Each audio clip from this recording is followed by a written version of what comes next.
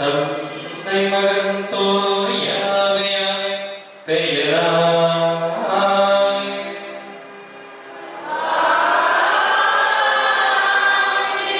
கிறிஸ்துவின் அருளும் கடவுளின் அன்பும் தூய ஆவியாரின் நட்புறவும் உங்கள் அனைவரோடும் இருப்பதாக.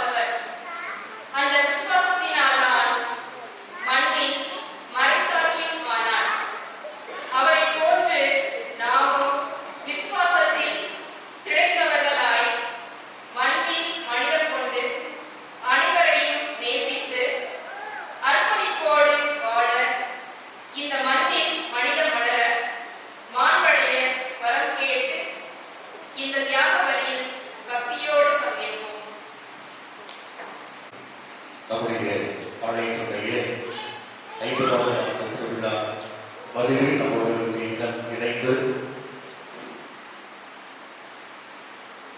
கல்வாரி வழிவழியாக இறை ஆசிரியை மற்ற பெற்று தரவிருக்கக்கூடிய நம்முடைய பாசத்திற்கும் அன்பிற்கும் உரிய நம்முடைய பங்கின் முன்னாள் பகுத்தந்தை நம்முடைய ஆலய கட்டுமான பணியில் நம்மோடு இணைந்து பல்வேறு இடர்கள் மத்தியிலே தோல் கொடுத்து உடனிருந்து தற்பொழுது உலகமீட்பு பசிலிக்காவில் நிர்வாகியாக பொருளாதார சகாயராஜ் தம்பி அவர்களை அன்போடும் பாசத்தோடும் நம்முடைய கருவியை நோக்கி பரிந்துரை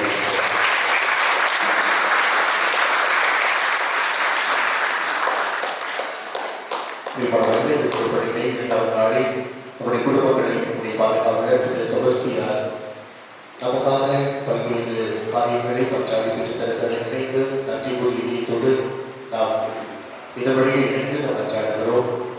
குறிப்பாக இந்த வழியில் தன்னுடைய குடும்ப நலனுக்காக இன்றைய நாளில் உபயக்காரர்களாக இருந்து சுவை பெற்ற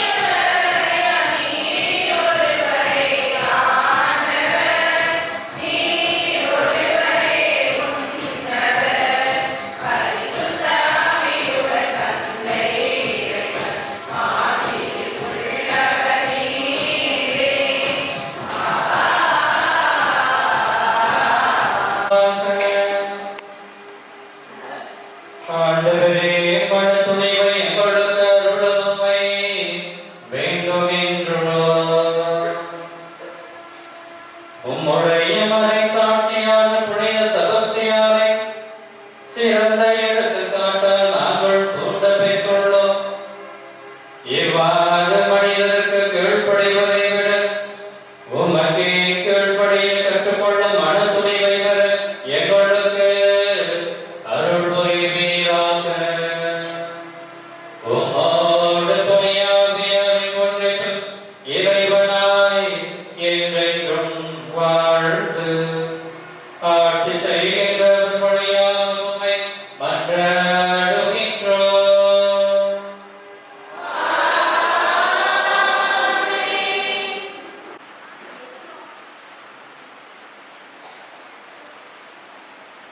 எதிர்நோக்கே உள்ளத்திற்கு பாதுகாப்பானது, உறுதியான நங்கூரம் போன்றது. எபிரேயருக்கு எழுதப்பட்ட திரும்ப வாசகம் அதிகாரம் 6 இறைவசனங்கள் 10 - 20 உடைய.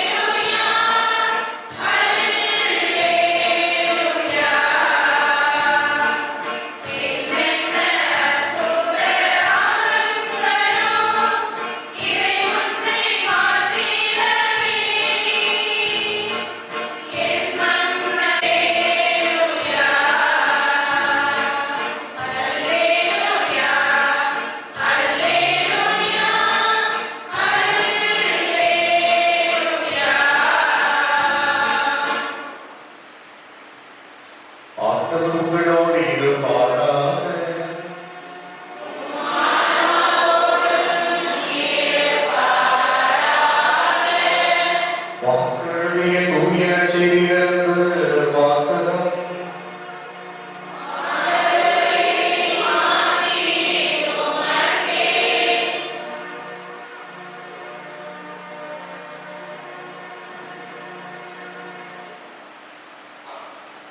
பிரிவு 2 இறைவார்த்தைகள் 23 28 முடிய. மார்க் நற்செய்தி பிரிவு 2 இறைவார்த்தைகள் 23 28 முடிய. ஓய்வு நாளில் இயேசு வயல் வழியே செல்ல நேர்ந்தது. அவருடைய சீடர் கதிர்களை கொய்து கொண்டே வழி கிடந்தனர். அப்பொழுது பரிசேயர் இயேசுவிடம், பாரும், ஓய்வு நாளில் செய்யக்கூடாததை ஏன் இவர்கள் செய்கிறார்கள் என்று கேட்டனர். அதற்கு அவர் அவர்களிடம், தாமும் தம்முடன் இருந்தவர்களும் உணவின்றி பசியாயிருந்த போது தாவீது என்ன செய்தார் என்பதை நீங்கள் வாசிக்கவே இல்லையா? அது என்றால், தலைமை குருவாய் இருந்த போது தாவீது இறையிடத்திற்குள் சென்று, குருக்களை தவிர வேறு எவரும் உண்ணக்கூடாத அற்புதங்களை தாம் உண்டது பற்றி தம்மோடு இருந்தவர்களுக்கு கொடுத்தார் அல்லவா என்றார். மேலும் அவர் அவர்களை நோக்கி, ஓய்வு நாள் மனிதருக்காக உண்டாக்கப்பட்டது, மனிதர் ஓய்வு நாளுக்காக உண்டாக்கப்படவில்லை. அதனால் ஓய்வு நாளும் மாநில மகனுக்கு கட்டுப்பட்டதை என்றார். ஆண்டவரின் அருள்வாக்கு.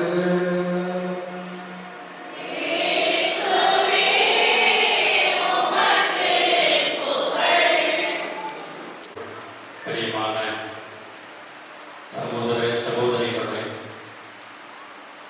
நம்முடைய ஆலயத்தினுடைய 50வது வருட திருவிழாவினை கோலாகலத்தோடு கொண்டாட ஆரம்பித்திருக்கிறீர்கள். ஆகவே இந்த நாளிலே என்னுடைய வாழ்த்துக்களை உங்களுக்கு முன்கூட்டியே தெரிவித்துக் கொள்கிறேன்.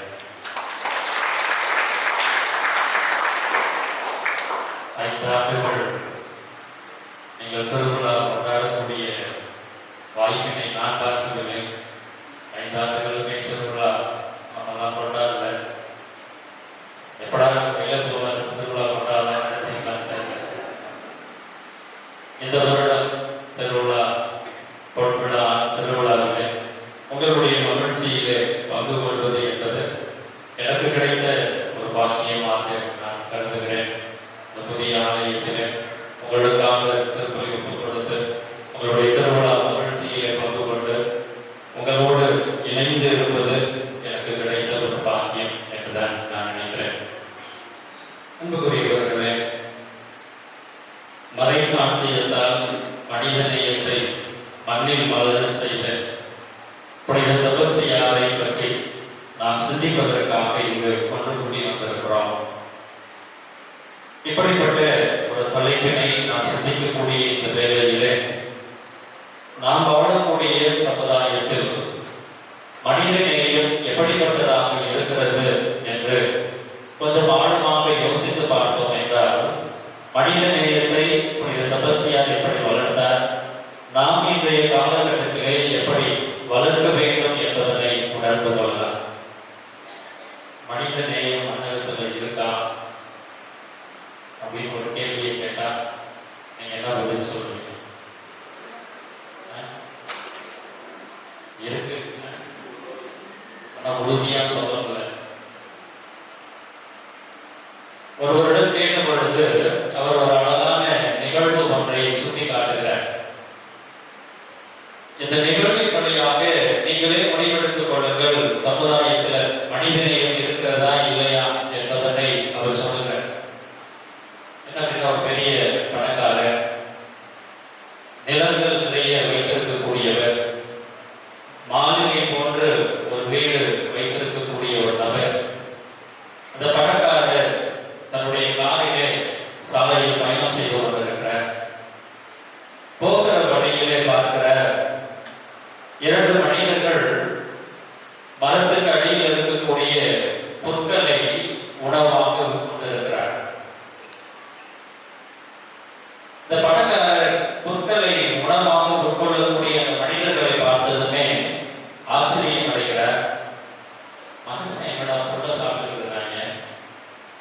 ஏன் இதை ஒரு மனுஷனா இல்லை உண்மையிலேயே விசித்திரமான பிராணியா அப்படிங்கிற ஒரு குழப்பத்தோடு காரை நிறுத்துகிறார்.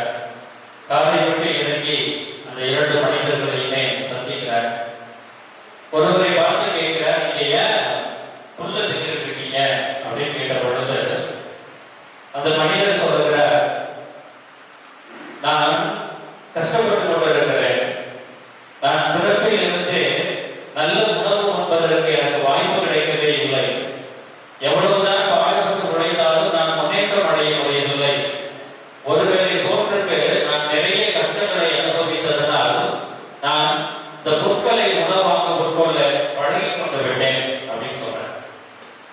அடுத்தவனை பார்த்து கேட்கிறார், அவரும் இதே பதிலை தான் சொல்கிறார். நான் ரொம்ப கஷ்டப்பட்டு கொண்டிருந்தேன் என்னுடைய குடும்பத்தாரோடு. உணவு கொடுக்க எனக்கு யாருமே இல்லை. எனக்கு உதவி செய்வதற்கும் என்னுடைய வாழ்க்கையை உயர்த்துவதற்கும் யாருமே இல்லை. அதனால நான் இந்த வேலையில இந்த பொருட்களை உணவாக உட்கொள்ள பழகி கொண்டு விட்டேன் அப்படின்னு சொல்றேன். உடனே இந்த பணக்காரர் 2 பேரையும் 2 பேர்ல முதல் மனிதனை பார்த்து சொல்லுகிறார், நீ என் வீட்டுக்கு வா அப்படின்னு. உடனே, ஐயா நான் மட்டும் இல்லை, எனக்கு மனைவி இருக்கிறாங்க, 2 பிள்ளைங்க இருக்கிறாங்க, அவங்களெல்லாம் விட்டுட்டு நான் மட்டும் எப்படி உங்க கூட வர்றது அப்படின்னு கேட்ட பொழுது பணக்காரர் சொல்றாரு, நீ மட்டும் இல்ல, உன் மனைவி ஒரு 2 பிள்ளைகளை கூட்டிக்கிட்டு வா, காரில் போகலாம் அப்படின்னு சொல்றாரு. அதே போல 2வது மனிதனை பார்த்து நீ வா அப்படின்னு சொல்லுகிற பொழுது அவர் சொல்லுகிறார், ஐயா எனக்கு மனைவி இருக்கிறாங்க, 4 பிள்ளைகள் இருக்கிறாங்க, அவங்களெல்லாம் விட்டுட்டு நான் மட்டும் தனியா வர முடியாது அப்படின்னு சொல்றாரு. பணக்காரர் மீண்டும் பார்க்கறது மனிதனை பார்த்து சொல்றார், நீ மட்டும் இல்ல, நீ உன் மனைவி உன்னுடைய 4 பிள்ளைகள் எல்லோரையுமே கூட்டிக் கொண்டு காருக்குள்ள வாங்க, நான் உங்களை எங்க வீட்டுக்கு கூட்டிட்டு போறேன் அப்படின்னு சொல்றாரு. ரொம்ப சந்தோஷத்தோட காரில் ஏறி உட்காராங்க. கார் புறப்படுகிறது. கொஞ்சம் தூரம் போனதுமே இதில் இந்த பொருட்களை இருந்து கொண்டிருந்த அந்த மனிதர்களில் ஒருவர் பணக்காரரை பார்த்து சொல்கிறார், ஐயா உங்களுக்கு ரொம்ப பெரிய மனசு, யாரையுமே நீங்க யாருமே செய்யாத உதவியை நீங்க எங்களுக்கு செய்திருக்கிறீங்க. எங்களுக்கு மட்டும் இல்ல, எங்களுடைய மனைவிகள், எங்களுடைய பிள்ளைகள் எல்லாரையுமே அப்படின்னா உங்களுக்கு எவ்வளவு பெரிய மனசு அப்படின்னு சொன்ன பொழுது அந்த பணக்காரர் சொன்னாராம், இங்க மரத்துக்கடையில புல்லெல்லாம் புட்டலுடையா இருக்கு, என் வீட்டுக்கு வா, 1 அடி வளர்ந்துருக்கு புல்லு, அங்க நல்லா சாப்பிடலாம் அப்படின்னு. அன்புக்குரியவர்களே, கொஞ்சம் வேடிக்கையாக இந்த நிகழ்வினை சொன்னாலும் கூட மனித வாழ்வினுடைய யதார்த்தம் எதுவாகத்தான் இருக்கிறது. கஷ்டப்படக்கூடிய மனிதனுக்கு ஏதாவது உதவி செய்ய வேண்டும் என்கின்ற எண்ணம் பெரும்பான்மையான மனிதர்களுடைய உள்ளத்திலே வருவதில்லை. பார்க்காதது போல ஒதுக்கிக் கொள்ளக்கூடிய மனிதர்களாக கஷ்டப்படக்கூடியவர்கள் கஷ்டப்படட்டும், நன்றாக இருக்கக்கூடியவர்கள் நன்றாக இருக்கட்டும், நான் ஏன் அவனுக்கு உதவி செய்ய வேண்டும், அவன் எனக்கு என்னத்தை செய்து விடுவான் என்கின்ற எண்ணம் நம்முடைய உள்ளங்களிலே மேலோங்கி இருப்பதனால் எங்கள் மனித நேயம் என்பது காணக்கூடாத ஒரு பண்பாக இந்த உலகத்திலே இருந்து கொண்டிருக்கிறது. அப்படிப்பட்ட ஒரு உலகத்தில் வாழ்ந்து கொண்டிருக்கக்கூடிய நமக்கு அன்புக்குரியவர்களே, நம்முடைய பாதுகாவல தன்னுடைய வாழ்வின் வழியாக மனித நேயத்தை எப்படி இந்த மண்டலத்திலே செய்திருக்கிறார், மனித நேயத்தை எப்படி நிலைநாட்டி இருக்கிறார் என்பதனை நாம் இந்த வேளையிலே உணர்ந்து கொள்ள வேண்டும். நம்ம ஆண்டவர் இயேசு கிறிஸ்து தன்னுடைய பணி வாழ்விலே இந்த மனித நேயத்தை நிலைநிறுத்தக்கூடியவராக இருந்திருக்கிறார். அதற்கான ஒரு உதாரணம் தான் இன்று நாம் நற்செய்தியிலே வாசிக்க கேட்டது போல, ஓய்வு நாளும் மாநில மக்களுக்கு கட்டுப்பட்டதுதான் என்று சொல்லுவதன் வழியாக சட்டத்திட்டங்களும் சம்பிரதாயங்களும் மனித நேயத்தை வளர்ப்பதற்காக மட்டுமே ஒழிய மனிதர்களை கொன்று ஒழிப்பதற்காகவோ, மனிதர்களை அவமானப்படுத்துவதற்காகவோ, மனிதர்களை மட்டம் தட்டுவதற்காகவோ அல்ல என்பதனை நற்செய்தி வாசகத்திலே ஆண்டவர் தெளிவாக குறிப்பிட்டிருக்கிறார். அப்படி என்றால் இதை தன்னுடைய வாழ்விலே சரியான விதத்திலே கடைபிடிக்கக்கூடிய ஒரு நபராக நம்முடைய புனிதர் இருந்திருக்கிறார் என்று சொன்னால் அது சாதனை சிறந்தது. எப்படி என்றால் அன்புக்குரியவர்களே, நம்முடைய பாதுகாவலர் செபஸ்தியார் ஒரு படையில் அவருக்கு கொடுக்கப்பட்டிருக்கக்கூடிய ஒரு சட்டம் என்ன என்றால், எங்கே கிறிஸ்தவர்களை பார்க்கிறாரோ உடனடியாக அவர்களுக்கு கொடுமையான துன்பங்களை கொடுக்க வேண்டும். இதுதான் அரசன் போர் வீரராக இருக்கக்கூடிய படை தளபதியாக இருக்கக்கூடிய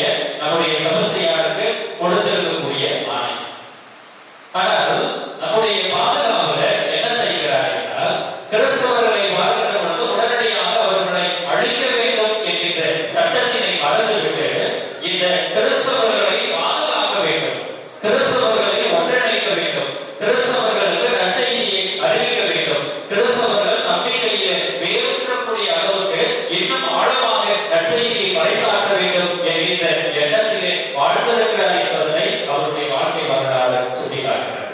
படை தளபதியாக இருக்கக்கூடிய நம்முடைய பாதுகாவலருக்கு அரசு கொடுத்திருக்கக்கூடிய ஒரு சட்டம் என்ன என்றால், நீ கிறிஸ்தவர்களை ஒன்றிணைக்க வேண்டும், கிறிஸ்தவர்கள் ஒன்று கூடினால் உடனடியாக அந்த இடத்தை கொளுத்த வேண்டும், அங்கு இருக்கக்கூடிய மக்களை கைது செய்ய வேண்டும், அவர்களுக்கு கொடுமையான தண்டனைகளை கொடுக்க வேண்டும் என்பதுதான் சட்டமாக இருக்கிற பொழுது, அந்த சட்டத்தை மீறிவிட்டு கிறிஸ்தவர்களை ஒன்றிணைக்க வேண்டும், கிறிஸ்தவர்கள் மத்தியிலே மனித நேயத்தை வளர்க்க வேண்டும் என்பதிலே உறுதியாக இருந்திருக்கிற உடையவாளர்.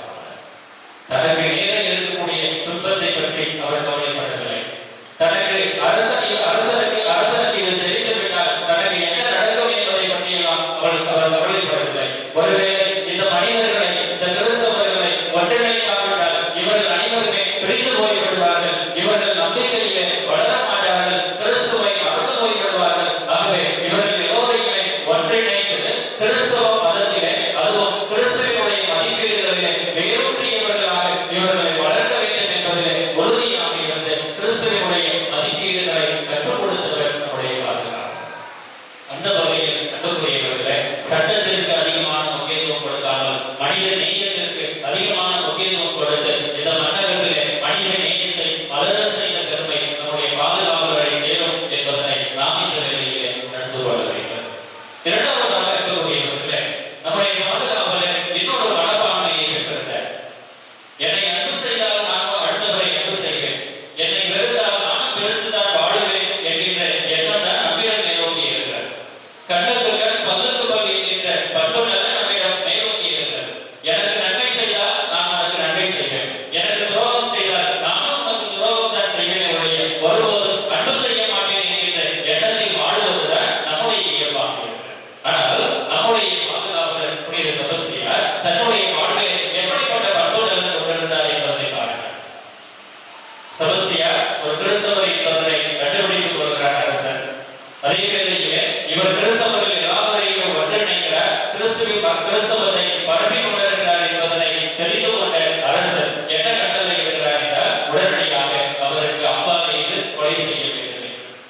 அம்பு எய்யப்படுகிறது. என்ன நடக்கிறது என்று நம் அனைவருக்குமே தெரியும். அவருடைய உயிர் போகவில்லை, பிழைத்துக் கொள்கிறார். அவருக்கு சரியான விதத்தில் ஒரு பெண்மணியின் மூலமாக மருந்து கொடுக்கப்படுகிறது, உயிர் பிழைத்துக் கொள்கிறார்.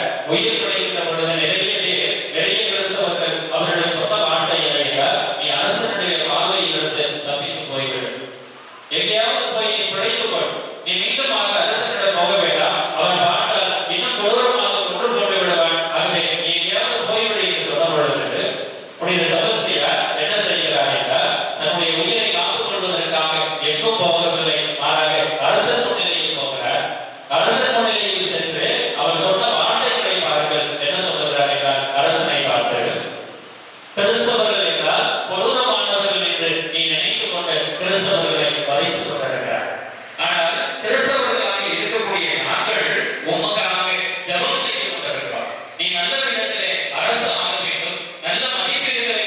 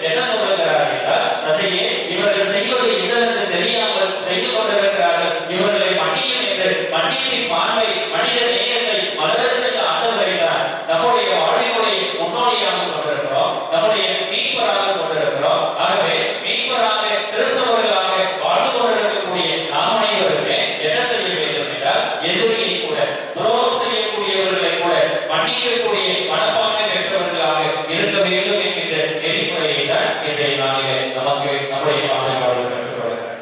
இறுதியாக அன்புக்குரியவர்களே, நம்முடைய பாதுகாவலர் புனித செபஸ்தியார் யாருக்கெல்லாம் பாதுகாவலராக இருக்கிறார் என்று சற்று ஆழமாக சிந்திக்கின்ற பொழுது ஒரு செய்தி சொல்லப்படுகிறது. யாரெல்லாம் தொடர்ச்சியான வியாதிகளால் பாதிக்கப்பட்டிருக்கிறார்களோ அவர்களுக்கெல்லாம் பாதுகாவலராக இருக்கக்கூடியவராக நம்முடைய பாதுகாவலர் இருக்கிறார் என்று சொல்லப்படுகிறார். வியாதிகாரருக்கு எல்லாம் இவர் பாதுகாவலராக இருக்கிறார் என்று சொல்லப்படுவதிலிருந்து புனித செபஸ்தியார் தன்னுடைய வாழ்விலே எப்படிப்பட்ட காரியங்களை எல்லாம் செய்திருக்கிறார் என்று பாருங்கள். எங்கே கிறிஸ்தவர்கள் ஒன்று கூடி இருக்கிறார்களோ அங்கே போய் நற்செய்தியை சொல்லுவதற்கு முன்பாக அங்கே ஒன்று கூடி யாரெல்லாம் வியாதியினால் கவலைப்பட்டு கொண்டிருக்கிறார்களோ, நோயினால் பாதிக்கப்பட்டு கொண்டிருக்கிறார்களோ அவர்களுக்காக சிறப்பான விதத்திலே ஜெபம் செய்து அவர்களுக்கு ஆறுதல் சொல்லி அவர்களுடைய வாழ்விலே அமைதியை கொடுக்கக்கூடியவராக, அவர்களுக்கெல்லாம் தந்தையாகிய இறைவனிடமிருந்தும் இயேசு கிறிஸ்துவிடமிருந்தும் சுகத்தை கொடுக்கக்கூடியவராக நம்முடைய பாதுகாவலர் இருந்திருக்கிறார் என்பதை அவருடைய வாழ்க்கை வரலாறு நமக்கு சுட்டிக்காட்டுகிறது. அப்படி என்றால் இயேசு கிறிஸ்து அன்னகத்திலே என்ன பணியை செய்தாரோ அதே பணியை தொடர்ந்து நம்முடைய பாதுகாவலர் செய்யக்கூடியவராக இருந்திருக்கிறார். நம் ஆண்டவர் இயேசு கிறிஸ்து தன்னுடைய பணிவாழ்வினுடைய இலக்காக கொண்டிருந்தது என்ன என்றால், எளியோருக்கு நற்செய்தி சொல்வது, சிறைப்பட்டோருக்கு விடுதலை வாழ்வு கொடுப்பது, கொடுக்கப்பட்டவருக்கு உரிமை வாழ்வு கொடுப்பது, பிணியாளர்களுக்கு சுகம் கொடுப்பது, ஆண்டவருடைய அருள்தரும் ஆண்டினை உலகப்படுவது என்று. பிணியாளர்களை பார்க்கின்ற பொழுதெல்லாம் ஆண்டவருடைய மனம் இறங்கி போய்விடும். உடனடியாக அவர்கள் எந்த நிலையில் இருந்தாலும் ஓடோடி சென்று அவர்களுடைய குறைகளை எல்லாவற்றையும் போக்கி அவர்களுடைய நோய்களை போக்கி அவர்களுக்கெல்லாம் சுகம் கொடுக்கக்கூடியவராக நம் ஆண்டவர் இயேசு கிறிஸ்து இருந்தது போல நம்முடைய பாதுகாவலர் புனித செபஸ்தியாரும் என்ன செய்திருக்கிறார் என்றால், நோயால் பாதிக்கப்படக்கூடிய மனிதர்களை தேடி சென்று அவர்களுக்கு சுகம் கொடுப்பதற்காக இறைவனை நோக்கி மன்றாடக்கூடியவராக இறைவனிடமிருந்து அருள் வரத்தை பெற்றுக் கொடுத்து அந்த மனிதர் நலம் பெறுவதற்கு உறுதுணையாக இருந்திருக்கிறார் என்பதை வைத்துக் கொண்டே அவர் எவ்வளவு தூரம் மனிதநேயத்தை பாதுகாப்பதற்காக மனிதர்கள் அனைவருமே மாண்புமிக்கவர்களாக வளர வேண்டும் என்பதற்காக தன்னை முழுமையாக அர்ப்பணித்திருக்கிறார் என்பதனை நாம் கண்டு கொள்ளலாம். ஒட்டுமொத்தமாக அன்புக்குரியவர்களே, நம்முடைய பாதுகாவலருடைய வாழ்க்கை நமக்கு எதை கற்றுக் கொடுத்திருக்கிறது என்றால், யார் கஷ்டப்படுகிறார்களோ அவர்களுக்கு நாம் உறுதுணையாக இருக்க வேண்டும். யார் நோய்வாய்ப்பட்டிருக்கிறார்களோ அவர்களுக்கு ஆறுதல் சொல்லக்கூடிய மனிதர்களாக நாம் இருக்க வேண்டும். யாரெல்லாம் துரோகிகளாக இருக்கிறார்களோ, எதிரிகளாக இருக்கிறார்களோ அவர்களை கூட நாம் அன்பு செய்யக்கூடிய மனிதர்களாக இருக்க வேண்டும் என்பதனை நம்முடைய பாதுகாவலர் நமக்கு கற்றுக் கொடுத்திருக்கிறார். அவர் நம்முடைய வாழ்விலே அதை இந்த பண்பு நலன்கள் எல்லாவற்றையுமே கடைபிடித்து வாழ்ந்து வந்திருக்கிறார். ஆகவே அவருடைய திருவிழாவினை கொண்டாடக்கூடிய நமக்கு ஆண்டவர் கற்றுக் கொடுக்கக்கூடிய நம்முடைய பாதுகாவலர் நமக்கு கற்றுக் கொடுக்கக்கூடிய செய்தி இதுதான். என்னால் இயன்றவரை என்னுடைய உயிரை துறந்து எல்லாவற்றையுமே இழந்து நான் மனித நேயத்தை இந்த உலகத்திலே நான் நிலைநிறுத்தி இருக்கிறேன். என்னை பாதுகாவலராக ஏற்றுக்கொண்டிருக்கக்கூடிய நீங்கள் மனித நேயமிக்கவர்களாக வாழ்ந்து கொண்டிருக்கிறீர்களா?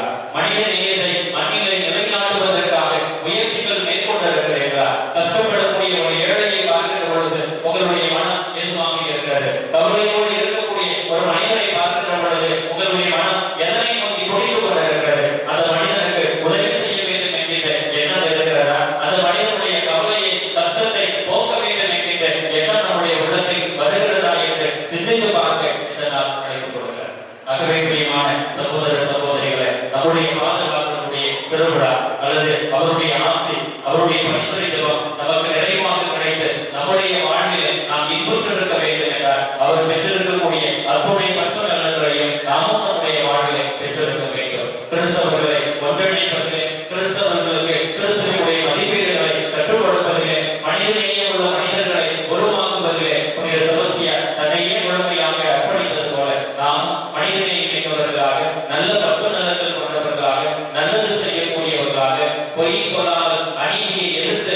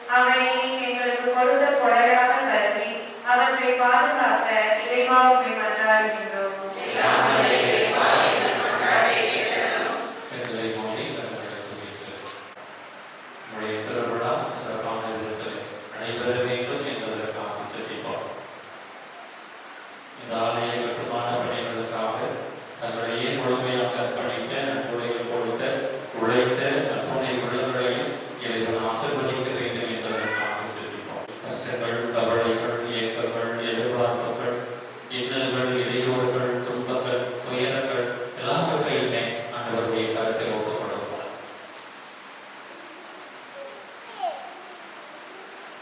இதற்கு மிகுந்த ஆசீர்வதிப்பேன் என்கின்ற உணர்வோடு உண்மை தேடி வந்திருக்கிறோம்.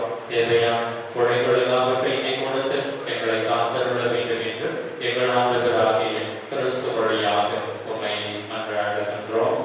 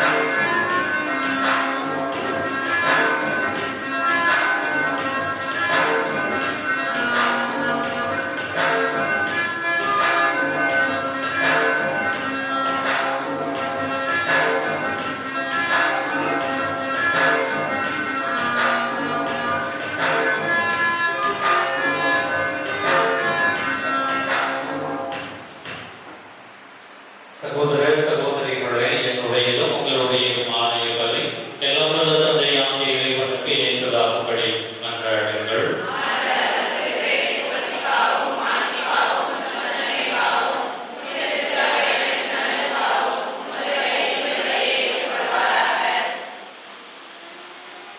ஆண்டவரே, உமது ஆசையாலே காணிக்கைகளை புனிதப்படுத்த உம்மை வேண்டுகின்றோம்.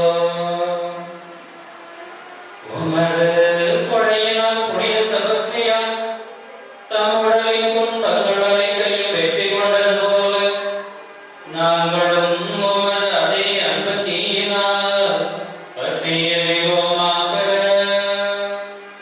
எங்கள் ஆண்டவராகிய கிறிஸ்து வழியாக உம்மை மன்றாடுகின்றோம்.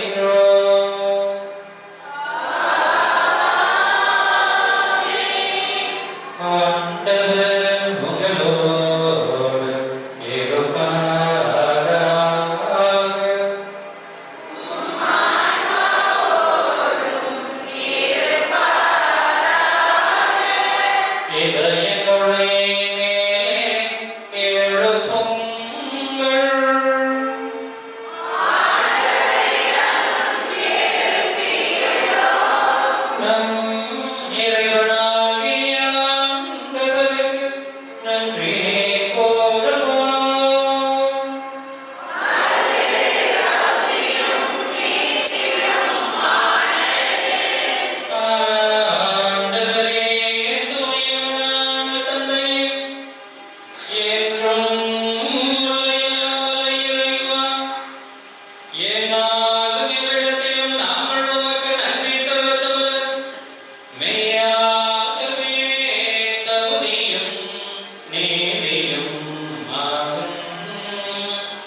எங்கள் கடமையும் மீட்புக்குரிய செயலுமாகும்.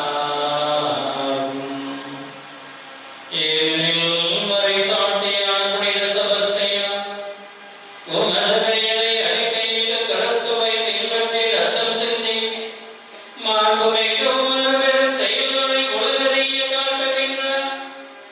இவ்வாறு நீர் எங்கள் ஆண்டவராகிய கிறிஸ்து வழியாக எங்கள் வலுவின்மையில் உமது வல்லமை சிறந்தோங்க செய்து வல்லவற்றவர்களை உமது ஆற்றல் மிகு சாட்சிகளாய் திகழ செய்கின்றீர்.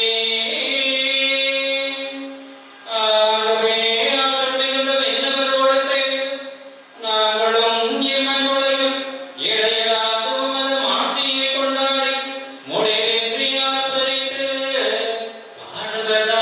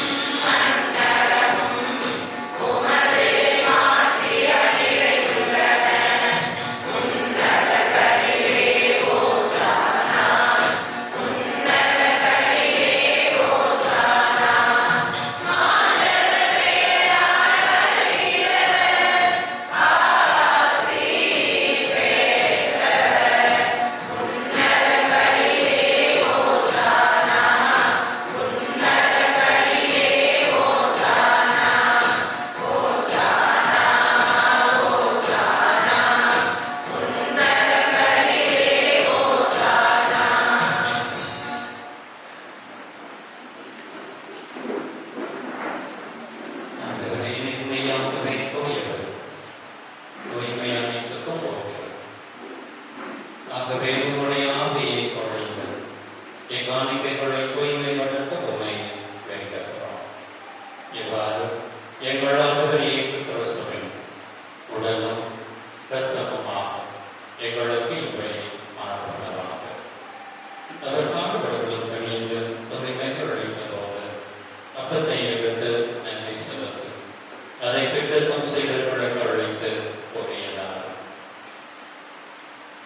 அனைவரும் இதிலிருந்து பெற்று கொள்ளுங்கள்.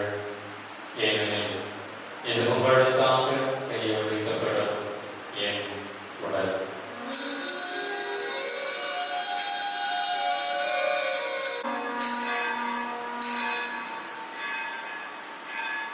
அவருமே இரவு பிறந்த இறங்கியவை கிண்ணத்தையும் எடுத்து மீண்டும் உமக்கு நன்றி கூறி தம் சீடர்களுக்கு அழைத்து அவர் புகையலார்.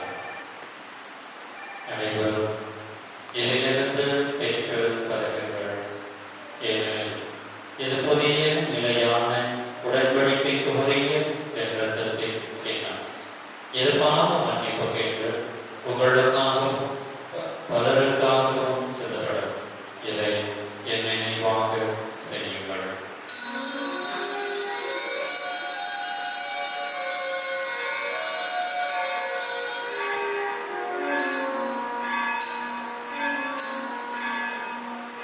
நம்பிக்கையின் மறைபொருள்.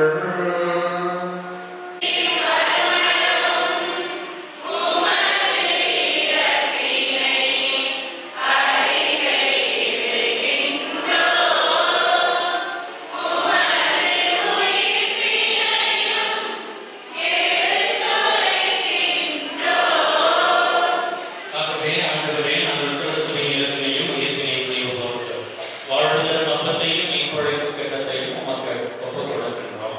உம் திருமணின்றும் உமக்கு ஊழியம் புரிய தருந்தவர்கள் இணைகளை ஏற்றுக்கொண்டீர். எனவே உமக்கு நன்றி செலுத்துகிறோம். மேலும் கிறிஸ்துவின் உடலிலும் இரத்தத்திலும் பகுபடும் எங்களுடன் தூய ஆவியார் ஒன்று சேர்க்க வேண்டும் என உம்மை தாழ்மையோடு மன்றாடுகின்றோம். ஆண்டவரே, உலகெங்கும் பரவியிருக்கும் உமது திரு அவையை நினைவு கூர்ந்திருக்கும். எங்கள் திருத்தந்தை பிரான்சிஸ் திருச்சி மறைமாவட்ட ஆய்வாளர் எல்லா திருத்தந்தைகளையும் அந்த எங்கள் பாதுகாவலுக்கு வழியாக பெற்றிருக்கிற நன்மைகளையும் கிடைத்து எங்களுக்காக செய்துள்ள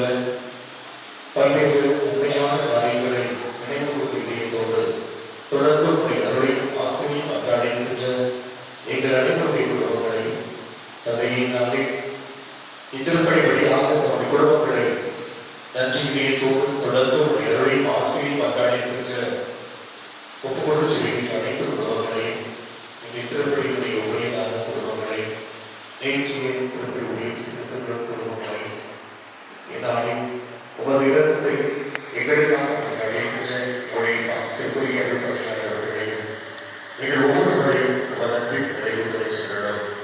உயிர்களும் எங்கள் ஒவ்வொரு உயிர் கொள்கிற எங்கள் சகோதர சகோதரிகளை இறந்தோர் அனைவரையும் பிறந்ததோடு தெய்வமோடு உமது திருமுக ஒளியில் அவர்களை ஏற்றுகிறோம். எங்கள் அனைவரும் மிகவும் விளக்கமாயும் கடவுளின் கண்ணித்தாயாகி நிலவிற்கு மரியா அவருடைய கணவரான புனித யோசிப்பு புனித திருத்துதர்கள் இவ்வுலகில் உகந்தவராய் வாழ்ந்த புனிதர்களோடு நாங்கள் நிலைவாழ்வில் பங்கோடும் பதவி பெற்று உமது திருமகனின் ஆண்டவர் இயேசு கிறிஸ்து வழியாக உம்மை புகழ்ந்தேற்றும் வரவேண்ட நீங்கள் காணுகிறோம்.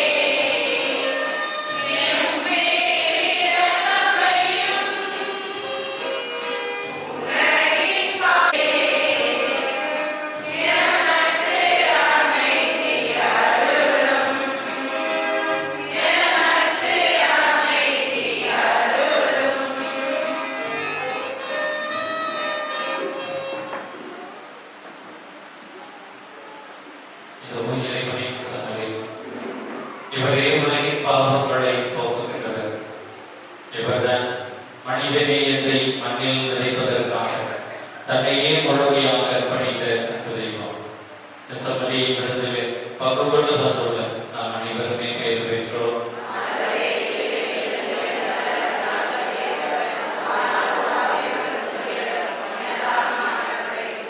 கிறிஸ்துவின் திருவுடலும் திருரத்தம் நம்மை காத்து நமக்கு நிலை வாழ்வு தருவதாக.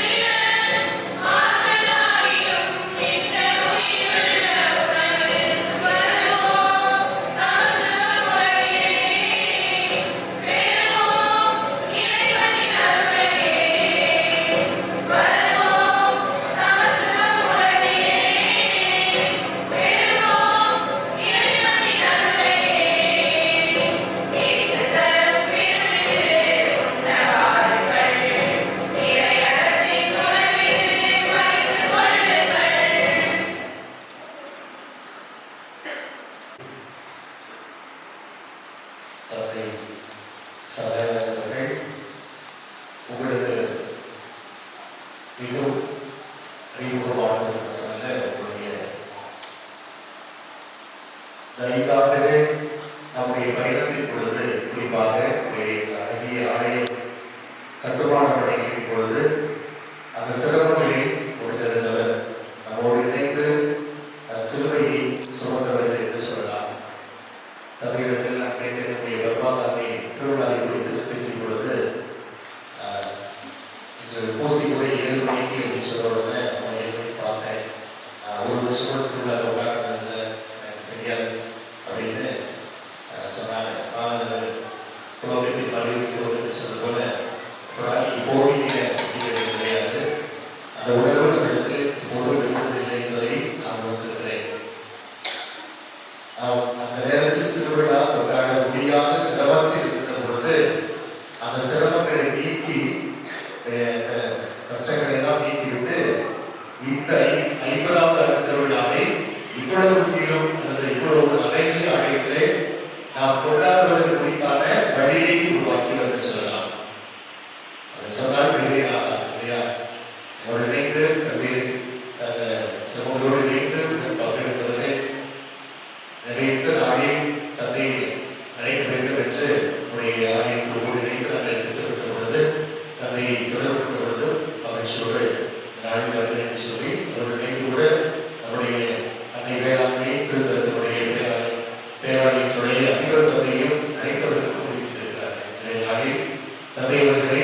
மகிழ்ச்சியோடு நாம் நினைத்து பார்ப்போம். தந்தையுடைய பணி செல்ல வேண்டும். புதிய பொறுப்பிலே அவர்கள் ஆற்றுகின்ற பணியில் சிறப்பு மத்தியிலே பணியை தொடர்கிற இந்த பணியினுடைய முழுமை மனநிறைவு என்பது தந்தைக்கு அதிகமாக கிடைக்க வேண்டும் என தந்தையுடைய பணிவாழ்வுக்காக தொடர்ந்து சொல்லிப்போம். தந்தைகளுடைய அனைவருடைய பாசத்தை தந்தையும் வெளிப்படுத்தி போராடி போட்டி மகிழ திரு செல்வராஜ் அவர்களை அன்போடு அழைக்கிறேன். இவர் திறமையிலிருந்து நம்முடைய நன்றி பாசத்தை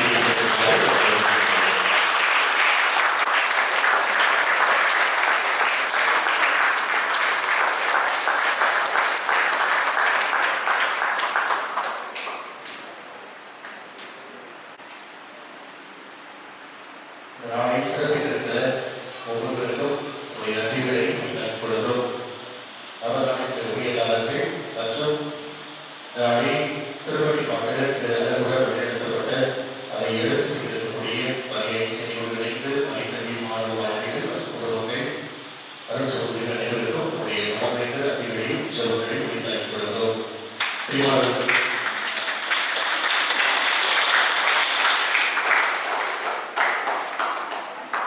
அதனுடைய கனிவான கவனத்திற்கு ஒவ்வொரு நாளும் மாலை 6:30 மணிக்கு நவநாள் ஜெபம் நடைபெறுகிறது. ஒவ்வொரு நாளும் நடைபெற்று வருகிறது. நவநாள் ஜெபத்தை தொடர்ந்துதான் மாலை 7 மணிக்கு திருப்பலியானது நவநாள் திருப்பலி நடைபெறுகிறது என்பதை நாம் கவனத்தில் கொள்வோம். நாளைய தினம் சற்று முன்னதாகவே அனைவரும் மாலையில் வருமாறு என்னோடு கேட்டுக்கொள்கிறேன். என்றால் உடைய மண்ணின் மைந்தராக தற்பொழுது தஞ்சை மறை மாவட்டத்துடைய ஆய்வாக பொறுப்பேற்று கடவுள் செயல்படுகிற நம்முடைய மண்ணின் பெருமையாக நாம் கொண்டாட வேண்டிய மீது முனைவர் ஆகிய சகாயராஜ் அவர்கள் வருகிறார்கள். அதோடு இணைந்து நம்முடைய ஆணையத்துடைய பணிகளில் ஈடுபாட்டோடு அதனையோடு மூடு உடனிருந்த மறுபடி எப்போடி ஆழ்வர்கள் தந்தையவர்களும் வருகிறார்கள். நாளையிலும் மகிழ்வோடு நாளையே பங்கேற்போம். நாளை ஆகியோடைய வருகை இருப்பதனால் நம்முடைய பங்கேற்கக்கூடிய கிராமத்தில் இருக்கக்கூடிய அனைத்து குடும்பங்களும் பங்கேற்க கொடுக்கிறேன். நீங்கள் மட்டுமல்ல மற்ற குடும்பங்களையும் நீங்கள் சொல்லி அழைத்து வருமாறு என்னோடு கேட்டுக்கொள்கிறேன். நாளை தினம் விசுவாசத்தை கையொன்று செய்த நம்முடைய பாதுகாவலர் செபஸ்தியாருடைய வாழ்க்கை குறித்து நாம் சிந்திப்போம். நாளை அவராது ஆய்வுடைய திருப்பதியிலே பங்கேற்க என்னோடு கேட்டுக்கொள்கிறேன்.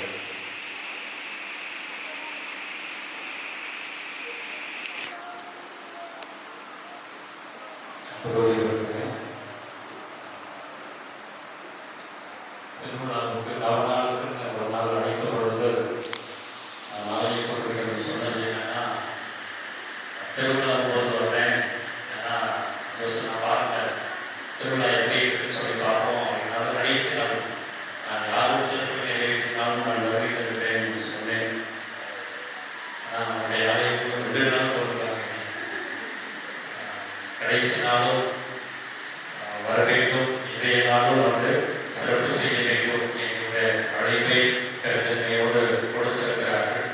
ஆகவே உங்களையெல்லாம் சந்திப்பதிலே ஒரு வாய்ப்பு எனக்கு போயிட்டு ஒரு 4 மாதங்கள் கழித்து திருப்பலி நிறைவேற்றுவதற்காக இந்த ஆலயத்திலே ஒன்று கூடி வந்து உங்களை பார்ப்பது என்பது எனக்கு ஒரு மகிழ்ச்சியாக இருக்கிறது. ஏனென்றால் நாம் அனைவருமே இணைந்து உழைத்தோம். இவ்வளவு பெரிய ஒரு அழகான ஆலயம் உருவாவதற்கு இருக்கக்கூடிய எல்லாருடைய பங்களிப்பும் இருக்கிறது அப்படிங்கிறத பெருந்தன்மையோடு நான் சொல்லிக்கொள்ளக்கூடிய அளவுக்கு நாம் அனைவருமே இணைந்து உழைத்திருக்கிறோம். உங்களோடு இணைந்து நானும் பயணம் செய்திருக்கிறேன் என்பதில் எனக்கும் மகிழ்ச்சி.